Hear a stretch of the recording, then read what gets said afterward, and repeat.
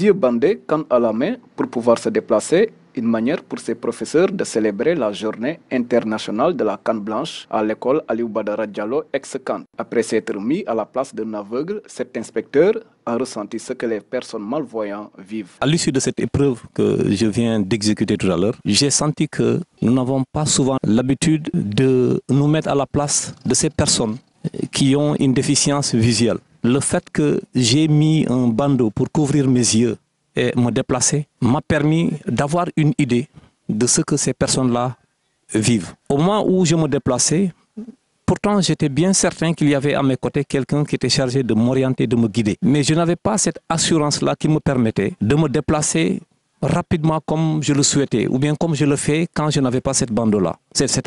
La canne blanche, cet objet ne permet pas seulement aux personnes aveugles de se déplacer, mais elle permet aussi à ces dernières de communiquer avec la population. Par rapport à la canne, je vais vous expliquer carrément la fonctionnalité de la canne. Alors, la canne permet à l'aveugle de se déplacer sans se cogner. Alors, si vous voyez que l'aveugle le fait comme ça, le tient au niveau vertical comme ça, là, il demande de l'aide. Il va aller quelque part, il a des problèmes, il veut se retrouver. Là, il demande de l'aide. Quand il est fâché, il le fait comme ça au niveau de sa poitrine. Ça, pour montrer qu'il est fâché.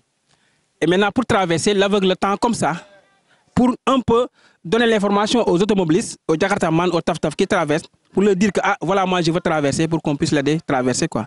Donc la canne, en dehors de son aspect mobilité et orientation, communique avec la population. Mais je suis sûr que si je fais comme ça devant Kasuma FM jusqu'à demain, les gens vont croire que je suis fou et je suis en train de communiquer. Donc la canne, c'est très important pour l'aveugle. Seydou Nourou Thiam, chef du service Action sociale, invite la population à laisser beaucoup plus d'attention à ces personnes malvoyantes, mais appelle d'une part les parents de ces personnes à venir inscrire leurs enfants afin qu'ils aient une éducation.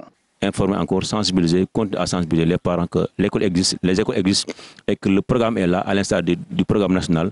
Les enfants déficients visuels ont le droit et on doit. Donc c'est aux parents de venir vraiment les inscrire.